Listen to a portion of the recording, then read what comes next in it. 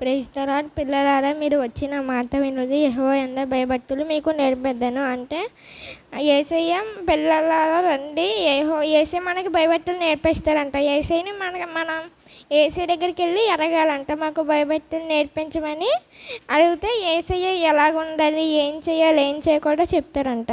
ఇన్న మాటలను దేవుడు దీవించును గాక. తండ్రి శాతం పాతండు బంధించమని కాపాడు మనం వచ్చామని యాకం చేసుకోండి శిక్షణ తండ్రి. ఆమె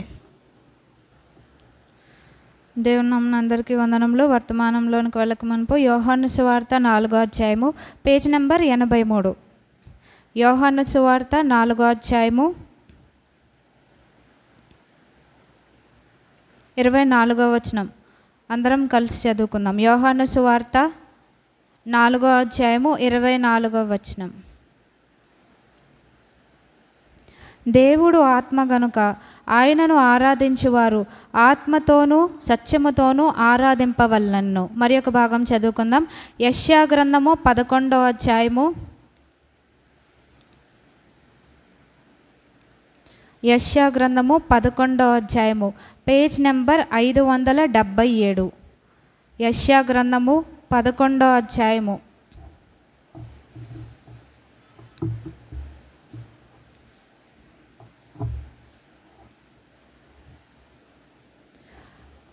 2వ వచనం అందరం కలిసి చదువుకుందాం. యెషయా గ్రంథము 11వ అధ్యాయము 2వ వచనం. యెహోవా ఆత్మ జ్ఞాన వివేకములకు ఆధారమగు ఆత్మ, ఆలోచన బలములకు ఆధారమగు ఆత్మ, తెలివిని యెహోవా ఎడల భయభక్తులను పుట్టించు ఆత్మ అతని మీద నిలుచును. ప్రార్థన చేసుకుందాం. మహాపరిశుద్ధుడైన మా తండ్రి, గడిచిన వారమంతా మీరు ఎక్కడైనా కాపాడి భద్రపరిచి నన్ను చేరువచ్చిన ప్రతి బిడ్డనైనా తండ్రి ప్రభా మీ కృపలోనైనా తండ్రి మీరు సంరక్షించారు, మీకు వందనాలు. ఇదే నాన్న మిమ్మల్ని ఆరాధించడానికి మమ్మల్ని చిన్న మందగా నడిపించారు, మీకు వందనములు. దేవా ఈ సమయంలోనైనా తండ్రి మీరు నాయన తండ్రి మరి సింహాసనాసీనుడుగా పరలోకపు సైన్య సమూహముతోనైనా తండ్రి మీరు మా మధ్యన ఉన్నందుకు మీకు వందనాలు, స్తోత్రాలు చెల్లిస్తున్నాం. నేను మీ సన్నిధిలోనికి చేరువచ్చిన మాతో మీరు మాట్లాడండి. ఏ విధంగా యెషయా భక్తునికి నాయన తను మీ యొక్క ప్రత్యక్షతనిచ్చారో మాకును మీ యొక్క ప్రత్యక్షతను దయచేయమని ప్రార్థిస్తున్నాం. దేవా కృప చూపించండి. ఆత్మతో మిమ్మల్ని ఏ విధంగా ఆరాధించాలో మీరే మాకు తెలియపరచమని వేడుకున్నాను. ఆటంకపరిచే ప్రతి చీకటిని పాతాల మందు బంధించండి నాయన తండ్రి ప్రభు. మా అందరి హృదయాలను మంచి నేల వలె మార్చండి. ఈ దినం మీరు మాకు ఏదైతే జీవవాకులను సిద్ధపరిచారో వాటిని మీరే మాకు వినిపింపచేయండి. పాపినైనా నన్ను మీ రక్తంతో కడిగి శుద్ధీకరించి పవిత్రపరచండి. నన్ను మీ సిలువ చాటున మరుగుపరచమని యేసుక్రీస్తు వారి శ్రేష్టమైన నామంలో స్తుతించి ప్రార్థించి వేడుకొంచున్నాం తండ్రి. ఆమేన్. మనం కొన్ని వారాల నుంచి పరిశుద్ధాత్మ గురించి మనం ధ్యానిస్తూ ఉన్నాము.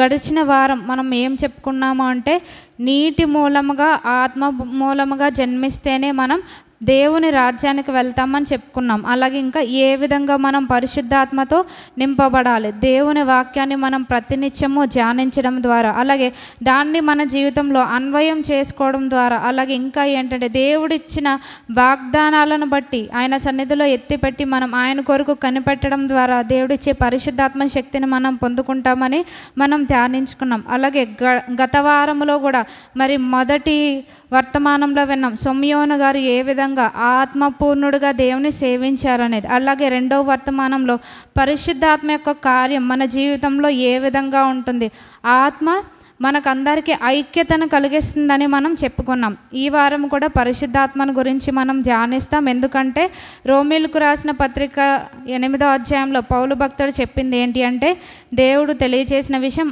ఆత్మ లేనివాడు ఆయన వాడు కాదు. సో ఈ లోకంలో మనం పరిశుద్ధాత్మ శక్తి కలిగి ఉంటేనే ఆయన వారం కనుక ఏ విధంగా మనం పరిశుద్ధాత్మను పొందుకోవాలి, పరిశుద్ధాత్మను కలిగిన మనం ఏ విధంగా నడుచుకోవాలనేది మనం ఈ దినం మనం ధ్యానిద్దాం. మనం చదువుకున్న మొదటి భాగం ఏంటంటే యోహాను సువార్త 4వ అధ్యాయం 24వ వచనంలో దేవుని వాక్యం ఏం సెలవిస్తుందంటే ఆయన్ని ఆరాధించువారు ఆత్మతోనూ సత్యముతోనూ ఆరాధించాలి అని. ఎందుకంటే దేవుడు ఆత్మ కనుక ఆయన్ని ఆత్మతో ఆరాధించాలి అని అంటున్నారు. ఈ లోకంలో రెండు ఆత్మలు ఏంటి అంటే ఒకటి పరిశుద్ధాత్మ, ఇంకొకటి ఏంటంటే పరిశుద్ధాత్మకు విరోధమైనది అనమాట.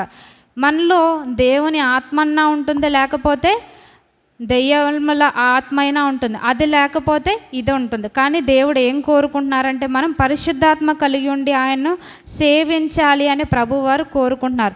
మనలను దేవుడు ఏ విధంగా చేశారు అంటే క్రీస్తు శరీరంలో మనలను అవయవములుగా చేశానని దేవుని వాక్యం సెలవిస్తుంది. సో ఒక శరీరములో అనేకమైన అవయవాలు ఉంటాయి, కానీ ప్రతి ఒక్క అవయవానికి కూడా వివిధ రకములైన పనులు దేవుడు కల్పించారనమాట.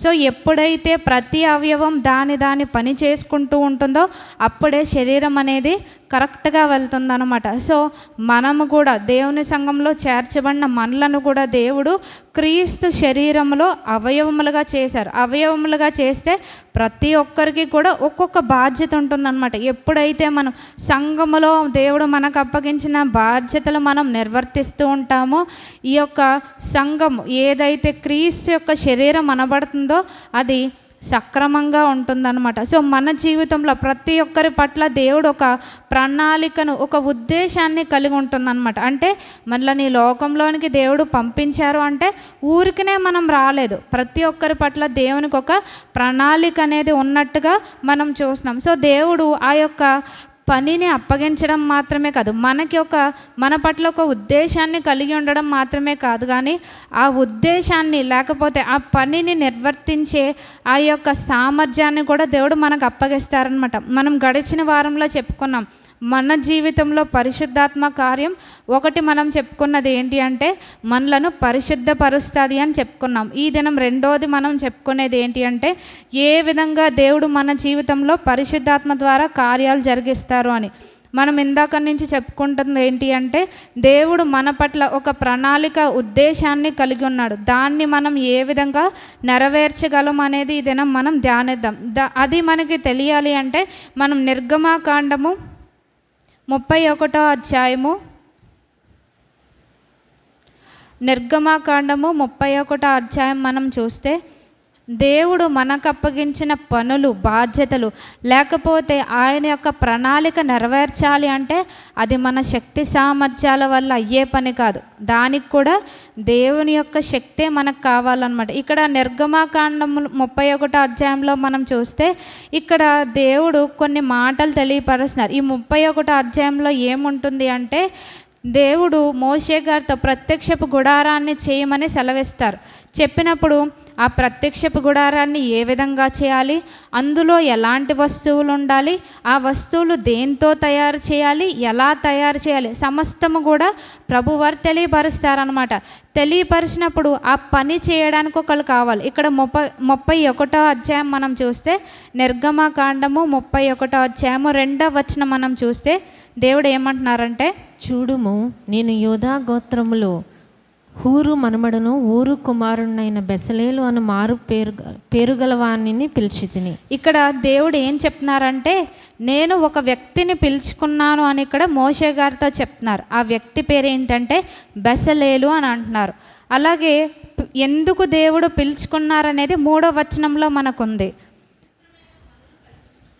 బంగారుతోనూ వెండితోనూ ఇత్తడితోనూ పని చేయుటకును, పొదుగుటకే రత్నములను సానబెట్టుటకును, కర్రను కోసి చెక్కుటకును, సమస్త విధములైన పనులను చేయుటకును. చాలక్క ఇక్కడ ఏమంటున్నారు అంటే ఏ పనులు చేయాలో చెప్తున్నారు. రెండవ వచనంలో ఎవరిని పిలిచారో చెప్తున్నారు. ఎవరిని పిలిచారో అంటే బెసలేలు అనే ఒక వ్యక్తిని పిలిచారు. ఎందుకు అనంటే విచిత్రమైన పనులు కల్పించడానికి, బంగారముతో వెండితో ఇత్తడితో పని చేయడానికి, రత్నములను పొదగడానికి, వాటిని సానబెట్టడానికి, కర్రను కోసి చెక్కడానికి, సమస్త విధములైన పనులు అన్నమాట. ఈ పనులన్నీ చేయడానికి కూడా ఈ బెసలేలు అనే వ్యక్తిని దేవుడు పిలిచినట్టుగా చూస్తున్నాం. సో దేవుడు అక్కడ ఈ పనులు నువ్వు చేసే అని ఆయనకి చెప్పలేదు.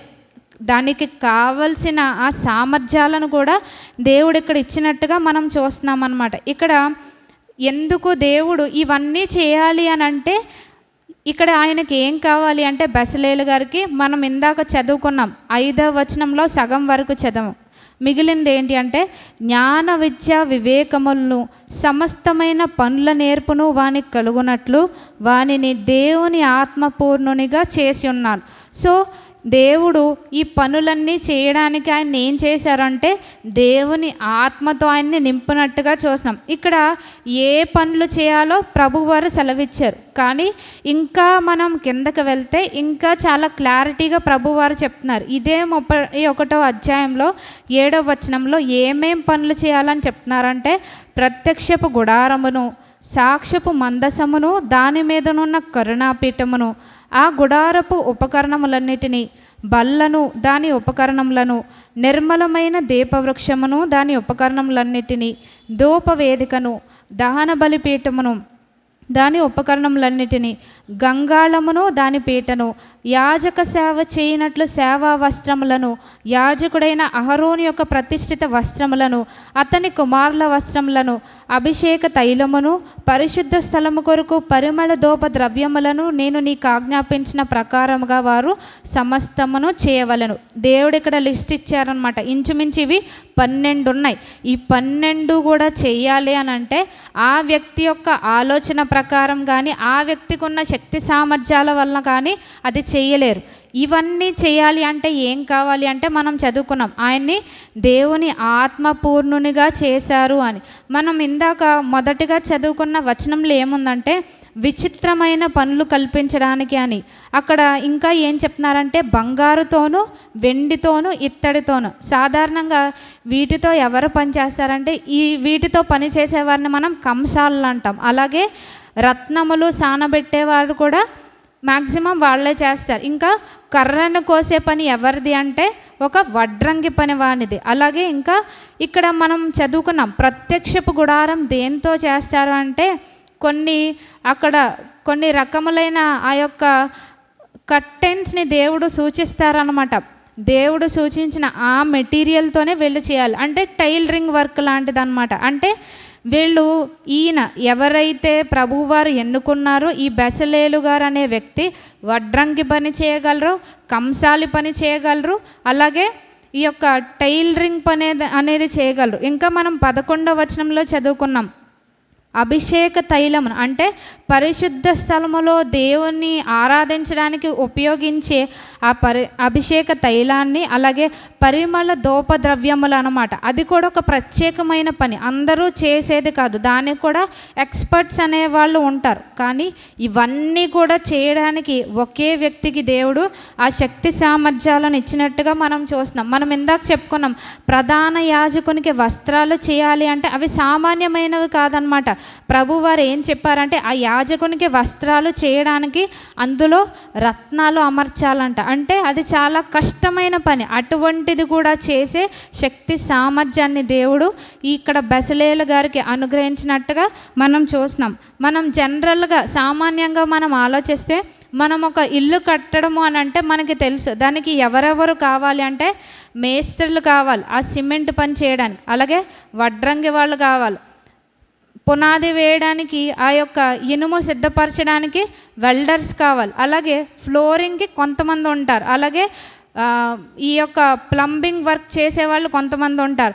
ఇలాగా ఒక్కొక్క పనికి రకరకాలుగా ఉంటారు. కానీ అందరికి ఒకే వ్యక్తికి మనం ఈ పని అప్పగించగలమంటే మనం తెలిసి అప్పగించలేం. ఎందుకంటే ఒకే వ్యక్తి ఈ పనులన్నిటినీ కూడా చేయలేడనమాట. రకరకాల వ్యక్తులు దీనికి సంబంధించిన నిపుణత గలవారు మనకు కావాలి. ఒక ఇల్లు కట్టడానికి ఎంతమంది సహకారం మనకు కావాల్సి వస్తే మరి అక్కడ ప్రత్యక్షపు గుడారం వేయాలంటే అక్కడ ఎంతో ఐక్యత కావాలి. అలాంటిది దేవుడు ఏ విధంగా ఇచ్చారు అంటే ఆయన్ని దేవుని ఆత్మపూర్ణునిగా చేశారు. కేవలం బెసలేలు గారిని మాత్రమే కాదు, క్రింద ఇంకొక వ్యక్తిని ఇంకా కొంతమందికి కూడా దేవుడు దేవుని ఆత్మని ఇచ్చినట్టుగా మనం చూస్తున్నాం. అంటే ఈ క్రీస్తు అనే శరీరం దేవుని చిత్తానుసారంగా ముందుకు వెళ్ళాలి అంటే మనము కూడా పరిశుద్ధాత్మ శక్తి కలిగి ఆత్మ పూర్ణులముగా మనం ఉంటే తప్ప క్రీస్తు శరీరం అనేది ఆయన చిత్తానుసారంగా నడవదు అని దీన్ని బట్టి మనం గ్రహించాలన్నమాట.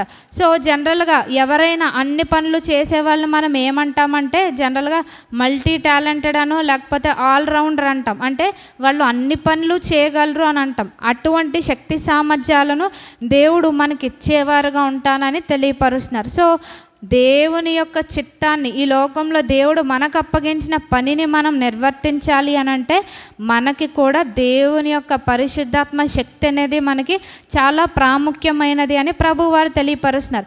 ఇక్కడ ప్రభువారు ఏం చెప్పారంటే ప్రత్యక్షపు గుడారంలో ఏమేమి ఉపకరణాలు ఉండాలో చెప్పారు. కానీ అవి బెసలేలు గారు ఆయనకు నచ్చినట్టు చేయడం కాదు, కానీ దేవుడు ఏ విధంగా చేయమని ఆజ్ఞాపించారో ఆ విధంగా మాత్రమే దేవుడిచ్చిన ఆ యొక్క కొలతల ప్రకారమే, బ్లూ ప్రింట్ ప్రకారమే వీళ్ళు చేయాలన్నమాట. సో ఆ విధంగా ఎప్పుడు చేయగలరు అంటే కేవలం పరిశుద్ధాత్మ శక్తి కలిగి ఉన్నప్పుడు మాత్రమే ఆయన చేయగలరు అని తెలియపరుస్తున్నారు. అందుకని దేవుడు ఇక్కడ మనం చదువుకున్నాం నిర్గమకాండం 31వ అధ్యాయము ఇక్కడ 3-5 వచనాల్లో జ్ఞాన విద్య వివేకములను సమస్తమైన పనులు నేర్పు వాళ్ళు కలగడానికి కూడా దేవుడు వారికి ఆత్మనిచ్చినట్టుగా చూస్తున్నాం. అంటే వాళ్ళకి జ్ఞానం ఇచ్చారు, తెలివినిచ్చారు, సామర్థ్యాన్ని ఇచ్చారు, నిపుణతనిచ్చారు, అలాగే ఇంకా ప్రజ్ఞను కూడా ఇచ్చినట్టుగా మనం చూస్తున్నాం అన్నమాట. అంటే బంగారంతో పని చేయాలంటే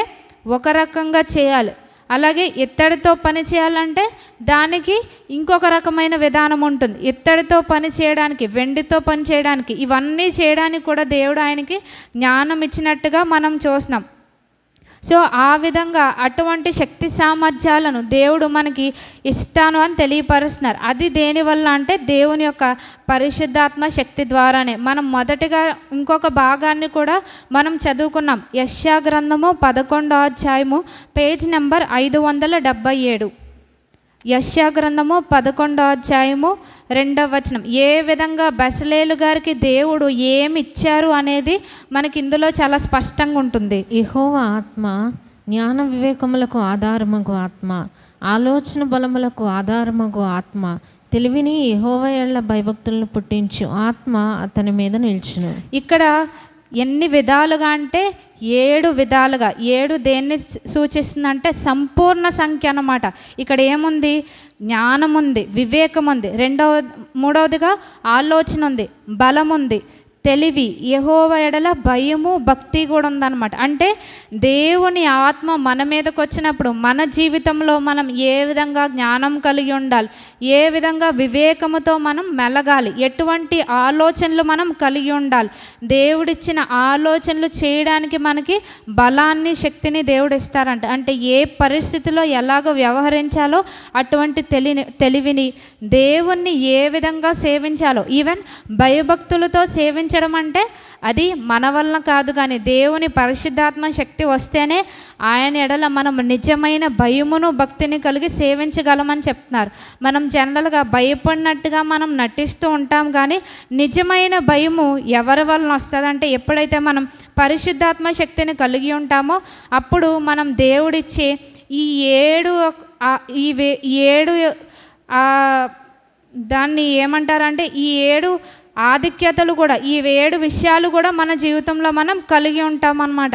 అందుకని అంటే బెసలేలు గారికి ఏ విధమైన ఆత్మని దేవుడు ఇచ్చారు అంటే ఇక్కడ మనం 11వ అధ్యాయం 2వ వచనంలో చాలా క్లియర్గా చదువుకున్నాం. ఆ పనులన్నీ చేయాలంటే జ్ఞానం ఉండాలి, వివేకం ఉండాలి, తగినటువంటి ఆలోచన శక్తి ఉండాలి, బలం ఉండాలి, అలాగే తెలివి ఉండాలి, మరి ముఖ్యంగా ఆయన పనిని భయభక్తులతో చేసేవారుగా ఉండాలి. సో దేవుడు కూడా మనకి ఈ లోకాల్లోనికి పంపించారంటే మనకు కూడా ఒక ప్రత్యేకమైన ఉద్దేశం దేవుడు కలిగి ఉన్నారు.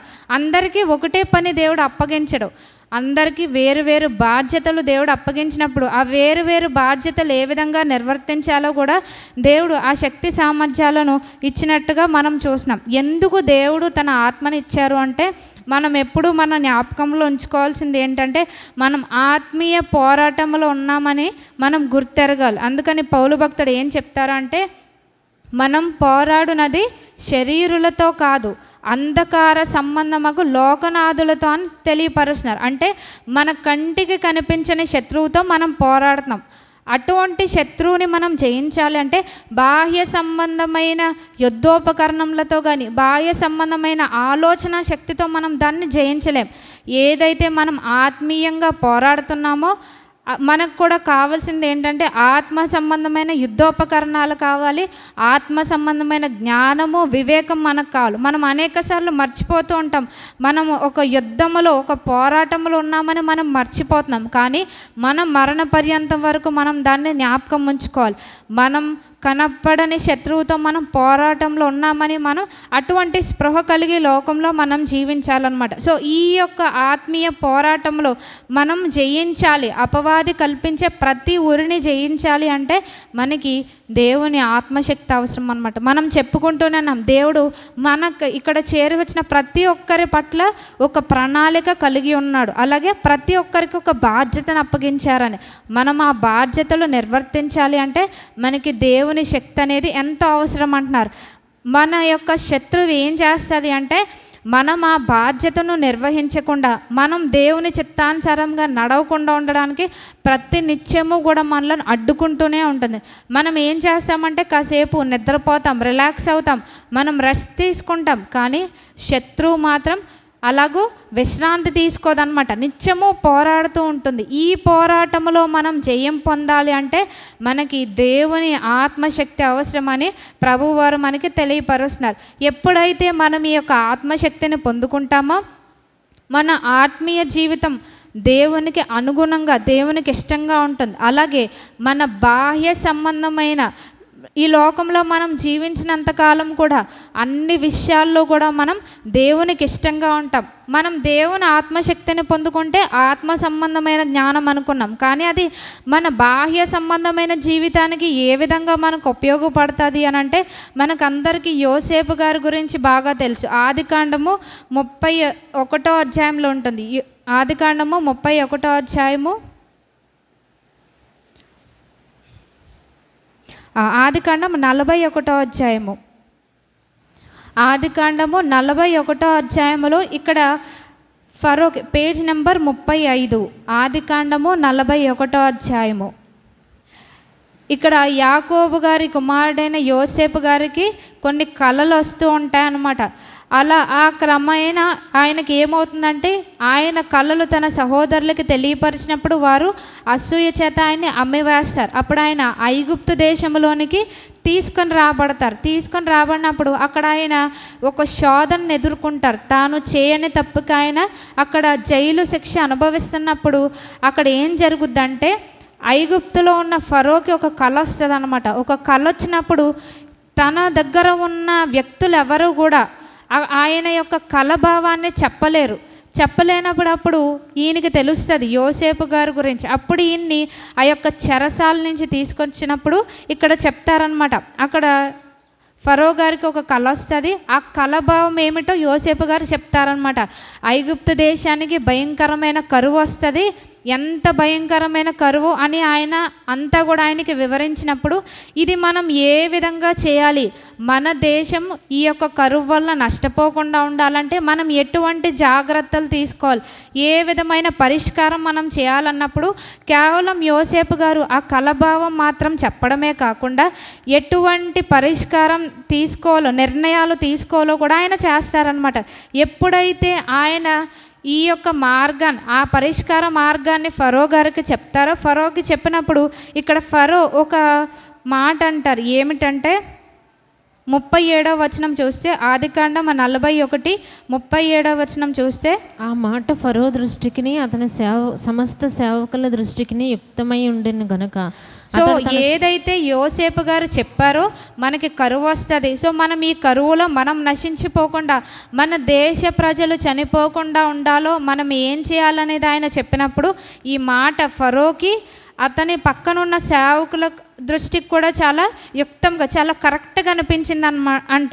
తర్వాత ఫరో ఇక్కడ యోసేపు గారి గురించి ఇచ్చే సాక్ష్యం ఏమిటంటే 38వ వచనం చూస్తే, అతడు తన సేవకులను చూచి ఇతని వలె దేవుని ఆత్మ గల మనుషుని కనుగొనగలమా అని అనేను. ఈ ఫరో ఎవరంటే దేవుని ఎరుగని వ్యక్తి, కానీ ఈ ఫరో యోసేపు గారి గురించి ఏం సాక్ష్యం ఇచ్చాడు అంటే ఇతని వలె దేవుని ఆత్మ గల మనుషుని కనుగొనగలమా అంటే దేవుని ఆత్మచేత నింపబడిన వారు ఎటువంటి సలహాలు ఇస్తారంటే మనం ఇందాక చెప్పుకున్నాం, దేవుని ఆత్మ తెలివిని, వివేచనని, ఆలోచనని మనకి ఇస్తుంది అని. సో అటువంటి 7 ఆత్మ ఇక్కడ యోసేపు గారికి ఉన్నట్టుగా మనం చూస్తున్నాం.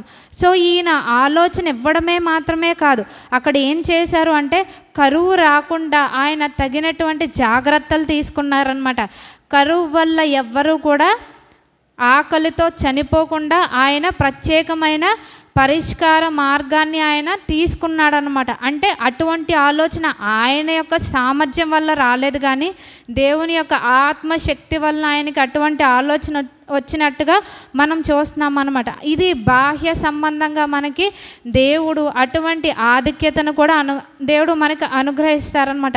మన నిత్య జీవితంలో ప్రతిరోజు మనం ఎన్నో నిర్ణయాలు తీసుకోవాలి, ఎన్నో సవాళ్ళు మనం ఎదుర్కోవాలి, అలాగే ఎన్నో పనులు మనం చేయాలి. అవన్నీ మనం చేయాలి అంటే వాటన్నిటిలో మనం దేవుని చిత్తాన్ని కోల్పోకూడదు, దేవుని ప్రణాళికను మనం కోల్పోకుండా ఏ విధంగా చేయగలమంటే ఎప్పుడైతే మనం దేవుని యొక్క పరిశుద్ధాత్మ శక్తిని పొందుకుంటామో అప్పుడు మాత్రమే మనం చేయగలమన్నమాట. లేకపోతే దేవుని యొక్క ఆత్మశక్తి లేకపోతే మనం తీసుకునే నిర్ణయాలు కానీ, మనకు వచ్చే ఆలోచనలు కానీ, మనం వేసే అడుగు నష్టానికి దారితీస్తుంది అనమాట.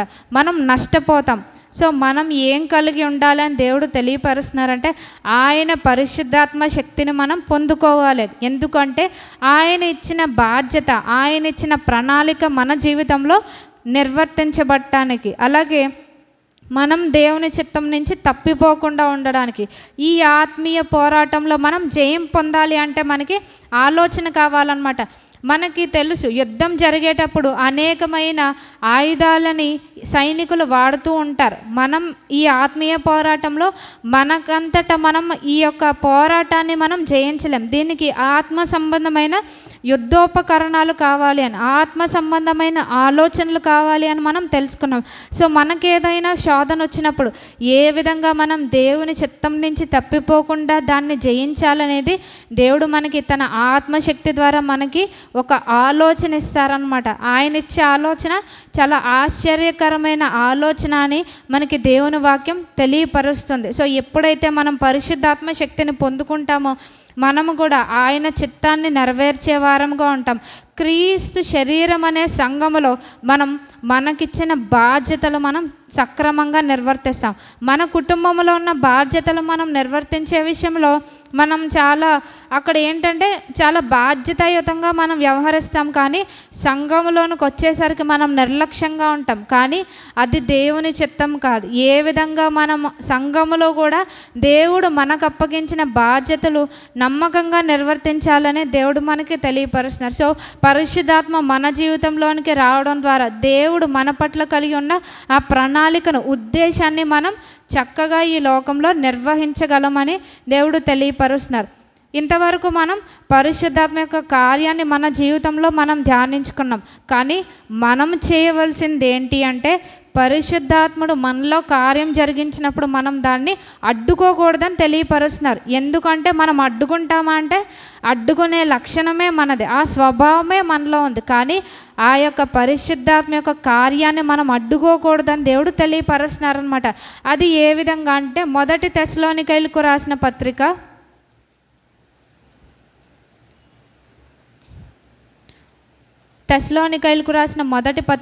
5వ అధ్యాయము పేజ్ నెంబర్ 187.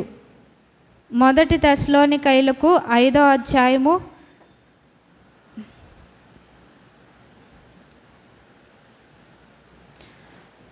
Page number 187. మొదటి తెస్సలోనికైలకు రాసిన పత్రిక 5వ అధ్యాయము 19వ వచనం. ఆత్మను ఆర్పకుడి.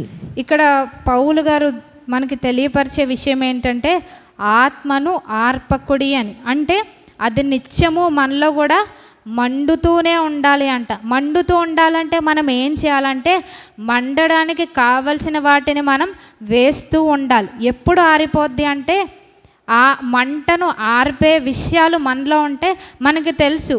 ఒక మంటను ఆర్పాలంటే దాని మీద నీళ్లు చల్లుతాం. అటువంటి స్థితి అంటే నులివెచ్చని స్థితి, చల్లనైన స్థితి మనలో ఉండకూడదు అని ప్రభువారు తెలియపరుస్తున్నారు. ఎప్పుడూ మనలో కూడా ఆత్మ మండుతూ ఉండాలంట. ఎప్పటి వరకు అంటే దేవుని రాకడ పర్యంతం, లేకపోతే మన మరణ పర్యంతం వరకు కూడా పరిశుద్ధాత్ముడు మనలో మండుతూ ఉండాలని ప్రభువారు కోరుకుంటున్నారు. మనం జనరల్గా సామాన్య భాషలో మనం చెప్పుకోవాలంటే అణిచివేయడం అంటే మనం ఏం చెప్పుకోవచ్చు అంటే ఒక్కొక్కసారి దేవుడు మనల్ని ప్రార్థించమనో లేకపోతే పాటలు పాడమను, వాక్యం చదవమను, మందిరానికి వెళ్ళమను, లేకపోతే ఇంకేదైనా సరే దేవుడు మనకి ఆలోచన ఇస్తూ ఉంటారనమాట. మనం ఏం చేస్తామంటే ఇప్పుడు కాదులే, తర్వాత చేయొచ్చులే అని ఎప్పుడైతే మనం చేస్తూ ఉంటామో అక్కడ మనం ఏం చేసినట్టంటే ఆత్మను మనం ఆర్పివేసినట్టు అనమాట. సో అటువంటి పని మనం చేయకూడదు. ఈ బెసలేలు గారు ఏం చేశారు అంటే అక్కడ దేవుడు తెలియపరుస్తున్నారు. ఆత్మపూర్ణిగా చేసినప్పుడు ఇందాక మనం చదువుకున్నాం ఆయనకి ఏమేం పనులు అప్పగించారు. ప్రత్యక్షపు గుడారాన్ని ఈ విధంగా చేయాలి అని పరిశుద్ధాత్ముడు ఆయనకి తెలియపరుస్తున్నారు. ఈ కట్టెన్ ఇంత సైజు ఉండాలి, ఈ కట్టెన్ మీద కెరూబు డిజైన్ ఈ విధంగా ఉండాలి అని, నెక్స్ట్ ఏ కలర్ కట్టెన్ పెట్టాలి, అలాగే ఇక్కడున్న ధూప వేదిక ఏ విధంగా ఉండాలి, లేకపోతే అక్కడున్న మందసం ఏ విధంగా ఉండాలి, దాని బంగారాన్ని ఏ విధంగా ఆయన పొదగాలి అనేది అంతా కూడా, చెక్కతో ఏ విధంగా పని చేయాలి, ఏ పనిముట్లు వాడాలి, ఇవన్నీ కూడా యాజకులకు వస్త్రాలు ఆయన ఏ విధంగా కొట్టాలి అనేది కూడా పరిశుద్ధాత్ముడు ఆయనకి చెప్తూ ఉన్నారనమాట. ఆయన్ని ఆత్మపూర్ణిగా చేసినప్పుడు ఆయన ఆ స్వరాన్ని విని ఆయన దాని ప్రకారం చేశారు. అంతేగాని బట్టలు కొట్టడం నాకు వచ్చలే, నాకు నచ్చినట్టు నేను కొడతాను అనలేదు. ఆయన ఎలాగ దేవుడు చెప్పారో అలాగే చేశారు. ఆ యొక్క ప్రతిదీ కూడా ప్రత్యక్షపు గుడారం ఎంత అది ఉండాలి, ఎంత హైట్ ఉండాలి, ఎంత విడ్త్ ఉండాలి, అవన్నీ కూడా పరిశుద్ధాత్ముడు చెప్పినట్టుగానే ఆయన చేశారనమాట. రత్నాలను నువ్వు ఈ విధంగా చెక్కాలి, ప్రతిదీ ఏ రంగు రత్నం పక్కన ఏది పెట్టాలో కూడా ప్రతిదీ కూడా పరిశుద్ధాత్ముడు ఆయనకి బయలుపరిచారు. బెసలేలు గారు అదే విధంగా చేశారు. అక్కడ దేవుడు సాక్ష్యం ఇచ్చారనమాట. ఏ విధంగా దేవుడు ప్రత్యక్షపు గుడారంలోని ఉపకరణాలు ఉండాలని తెలియపరిచారో అవన్నీ కూడా ఆయన చేశారంట. ఎక్కడన్నా కానీ ఆయన బంగారాన్ని ఇలా కాదు ఇలా చేద్దాం, ఈ కర్ర కాదు తొమ్మ కర్ర కాదు వేరే కర్రను ఉపయోగిద్దాం అని ఆయన చేయలేదన్నమాట. తొమ్మ కర్ర ఉపయోగించాలని దేవుడు తెలియపరిచారు, ఆయన అదే కర్రను ఉపయోగించారు, అలాగే చేశారు. సో మనం కూడా ఏంటంటే దేవుడు మనకి ప్రతిదీ ఆయన మనకి విషయాలు తెలియపరిచినప్పుడు ఆలోచన, పలానా మార్గంలో నువ్వు వెళ్తున్నావు, ఇది కరెక్ట్ కాదు, లేకపోతే నీకు ఈ ఆలోచన వచ్చింది, ఇది సరైనది కాదు అని ప్రభువారు మనకి తెలియపరుస్తారనమాట. దేవుడు మనల్ని విడిచిపెట్టాడు. మనకి ఏదైనా ఒక తప్పుడు మార్గంలో మనం వెళ్తున్నామంటే అక్కడ పరిశుద్ధాత్ముడు మనల్ని హెచ్చరిస్తారనమాట. ఇది సరైన మార్గం కాదు, నువ్వు ఎంచుకున్నది సరైన విధానం కాదు అని ప్రభువారు మనకి తన పరిశుద్ధాత్మ ద్వారా తెలియపరుస్తారు. మనం ఏం చేయాలంటే దాన్ని ఆర్పివేయకూడదన్నమాట. ఓకే, పరిశుద్ధాత్ముడు నాకు ఈ విధంగా తెలియపరుస్తున్నారు కాబట్టి నేను ఈ ఆలోచనని మానుకొని, లేకపోతే ఈ విధానాన్ని విడిచిపెట్టి నేను దేవుని యొక్క ఆలోచన కొరకు కనిపెట్టుకోవాలి. ఈ విషయంలో నేను ఏ విధంగా వెళ్ళాలో పరిశుద్ధాత్మని యొక్క ఆలోచన కొరకు నేను కనిపెట్టుకోవాలి అని మనం అనుకున్నప్పుడు పరిశుద్ధాత్మ కార్యం ఇంకా మనకి జరుగుద్ది అనమాట. మనకి తెలుసు, మనం ఇంట్లో ఎవరికైనా ఏదన్నా పని చెప్పినప్పుడు చెప్తూ ఉంటాం, వాళ్ళు చేసే వరకు మనం చెప్పగా వాళ్ళు చేయకపోతే మనం ఏం చేస్తామంటే ఇటువంటి వ్యక్తులకు చెప్పినా వేస్టే అని వదిలిపడేస్తామన్నమాట. పరిశుద్ధాత్ముడు కూడా అంతే, చెప్తూ ఉంటారన్నమాట. ఇలా కాదు అలాగుండాలి, ఈ మార్గంలో వెళ్ళాలి, నువ్వు ఇలా చేయకూడదు, పలానా ప్రదేశానికి నువ్వు వెళ్ళకూడదు, పలానా వ్యక్తిని నువ్వు కలవకూడదు, ఈ విధంగా ఉండకూడదు అని చెప్పినప్పుడు మనం ఏం చేయాలి అంటే లోబట్టం కష్టమే. కానీ మనం ఇందాక చెప్పుకున్నాం పరిశుద్ధాత్ముడే మనకి యెహోవా భయభక్తులను కలిగిస్తారంట. సో నాకు కష్టంగా ఉంది ప్రభా, నీ స్వరానికి లోబడే అటువంటి విధేయత నాకు దయచేయమన్నప్పుడు మనం ఇందాక చెప్పుకున్నాం బలమునిచ్చే ఆత్మని, అంటే ఆయన ఇచ్చిన ఆలోచనకి లోబడే బలాన్ని కూడా దేవుడు మనకి ఇస్తారనమాట. నేను ఈ మాట చెప్పాను కాబట్టి నోరు మూసుకొని చేసే అంటలేదు. ఆ ఆలోచనని మనం ఆచరణలో పెట్టడానికి, అమలు చేయడానికి కూడా తగినటువంటి శక్తిని బలాన్ని కూడా పరిశుద్ధాత్ముడు మనకు అనుగ్రహిస్తారు. సో ఎప్పుడైతే మనం ఆ పరిశుద్ధాత్మ స్వరానికి మనం లోబడతామో ఆత్మ మనలో మండుతూ ఉంటుంది. ఆ విధంగా మనం ఆత్మను ఆర్పకూడదని ప్రభువారు మనకి తెలియపరుస్తున్నారు. మళ్ళా మనం మరి ఒకసారి ధ్యానించుకుందాం. ఏదైతే దేవుడు మనకు అప్పగించిన బాధ్యతలు పనులు మనం చేయాలి అంటే ఈ లోకంలో కుటుంబంలో దేవుడు మనకు కొన్ని బాధ్యతలు అప్పగిస్తారు, సంఘములో కొన్ని బాధ్యతలు, సమాజంలో కొన్ని బాధ్యతలు మనకు ఉంటాయి. ఇవన్నీ కూడా మన యొక్క లోటు లేకుండా మనం దేవుని చిత్తానుసారంగా వాటిని నిర్వర్తించాలి అని దేవుడు కోరుకుంటున్నారు. ఎప్పుడు నిర్వర్తించగలమంటే దేవుని యొక్క పరిశుద్ధాత్మ శక్తి ఉన్నప్పుడు మాత్రమే మనం నిర్వర్తించగలం. అలాగూ పరిశుద్ధాత్ముడు మనలో కార్యం జరిగించేటప్పుడు మనం దాన్ని ఆర్పకూడదు అని తెలియపరుస్తున్నారనమాట. జనరల్గా మనకి ఏమనిపిస్తుంది అంటే మందిరానికి వచ్చే విషయమే మనం తీసుకుంటే కొన్ని బలహీనతలను బట్టి మనం ఆగిపోవాలనుకుంటాం. కానీ మనకి తెలుసు 18 ఏండ్ల నుంచి అపవాది చేత బంధించబడిన స్త్రీ ఏం చేసిందంటే ఆమెకు నడుము వంగిపోయిందని మనకు తెలుసు. ఆ 18 సంవత్సరాలు కూడా అలాగే వంగిపోయిన నడుముతోనే ఆమె మందిరానికి వస్తుందంట. మనలాగా ఆమె బెడ్ రెస్ట్ తీసుకుని ఉంటే ఆమెకు విడుదల వచ్చేది కాదు. కానీ మనం ఏం చేయాలంటే పరిశుద్ధాత్ముడు ఆయన సన్నిధిలోనికి రమ్మని మనకి తెలియపరిచినప్పుడు మనం ఏం చేయాలంటే మనం ఆయన సన్నిధానానికి రావాలని తెలియపరుస్తున్నారు. అది ఏదైనా సరే అన్ని విషయాల్లో పరిశుద్ధాత్ముడు మనకి గైడ్ చేస్తారు. మనలను నడిపిస్తారా అంటే అన్నిటిలో కూడా నడిపిస్తారు. ప్రతి చిన్న విషయంలో కూడా అన్నిటిలో కూడా దేవుడు మనకి మంచి ఆలోచన ఇచ్చేవారుగా ఉంటారనమాట. ఎప్పుడైతే మనం ఆ ఆలోచనని స్వీకరిస్తామో మనం ఆత్మ మనలో మండడానికి మన వంతు పని కూడా మనం చేయాలన్నమాట. సో అది దేవుడు మన నుంచి కోరుకున్నారు. ఎప్పుడైతే ఆత్మ మనలో మండుతూ ఉంటుందో మనం ఆయన్ని ఆత్మతో ఆరాధించగలం. ఆత్మ లేకుండా మనం ఆరాధిస్తే ఆయన దృష్టికి అది ఆరాధన కాదు అని అంటున్నారు. సో ఆత్మ కలిగి మనం ఆరాధించాలంటే ముందుగా ఆయనకి లోబడాలి. ఆయన ఇచ్చే పరిశుద్ధాత్మ శక్తిని మనం పొందుకోవాలని ప్రభువారు మనకి తెలియపరుస్తున్నారు. ఆయన ఆత్మను పొందుకున్నట్లు దేవుడు మనకి సహాయం చేయనుగాక. ఆమేన్. ప్రార్థన చేసుకుందాం. మహాపరిశుద్ధమైన మా తండ్రి, ఈ దినం మీరు మాకు ఇచ్చినటువంటి శ్రేష్టమైన మీ యొక్క మాటలను బట్టి మీకు వందనాలు స్తోత్రాలు చెల్లిస్తున్నాం నాయన. మిమ్మల్ని ఆరాధించే మేము ఆత్మపూర్ణులముగా ఉండాలని మీరు కోరుకున్నారు ప్రభా. మరి బెసలేలు గారిని నాయన తండ్రి మీ యొక్క ఆత్మతో నింపి ప్రతి పని చేయడానికి కూడా ఏ విధంగా ఆయనకి ఆలోచనను ప్రభా, తెలివిని, వివేచనను, ప్రజ్ఞను, ఆ నిపుణతను, ఆ శక్తిని మీరు ఇచ్చారో మీరు తెలియపరిచారు. మీ కొందనములు దేవా, మేము కూడా నాయన తండ్రి అపవాది యొక్క బంధకాల్లో పడి ఉన్న మమ్ములను మీ యొక్క అమూల్యమైన రక్తం ఇచ్చి విడిపించారు నాయన తండ్రి. మీ యొక్క శరీరములో మమ్మలను అవయములుగా చేసి ఉన్నారు. అవయములుగా చేసిన మాకు నాయన తండ్రి మీరు నాయన బాధ్యతలను అప్పగించారు ప్రభా. మీరు మాకు అప్పగించిన పనులు మేము చక్కగా నిర్వర్తించడానికి మీ యొక్క ఆత్మశక్తిని పొందుకునే భాగ్యం దయచండి. అనేక సార్లు ప్రభా నాయన తండ్రి మీరు నాయన తండ్రి మాకు నాయన ఆలోచనలు ఇచ్చినప్పుడు మమ్మలను మీరు పురుకొల్పినప్పుడు నా మట్టుకు నేను అనేక సార్లు ఆత్మను ఆర్పివేస్తున్నాను ప్రభా. దయతో క్షమించి మన్నించమని వేడుకున్నాను. ఈ దినము నుంచి అలాగ ఉండకుండా పరిశుద్ధాత్మకు లోబడుచు జీవించడానికి ప్రభా నాయన తండ్రి ఆత్మపూర్ణులంగా మిమ్మల్ని సేవించటకు నాకు చేరువచ్చిన ప్రతి ఒక్కరికి మీ యొక్క సహాయమును మెండుగా దయచేయండి. మమ్మలను మీ యొక్క ఆత్మతో నింపి అభిషేకించమని యేసుక్రీస్తు వారి శ్రేష్టమైన నామంలో స్తుతించి ప్రార్థించి వేడుకొంచున్నాం తండ్రి. ఆమేన్. కీర్తన పాడుకుందాం అండి. పాట సంఖ్య 448. కొత్త పుస్తకాలు 448, పాత పుస్తకాలు 388. పాత పుస్తకాలు 388, కొత్త పుస్తకాలు 448.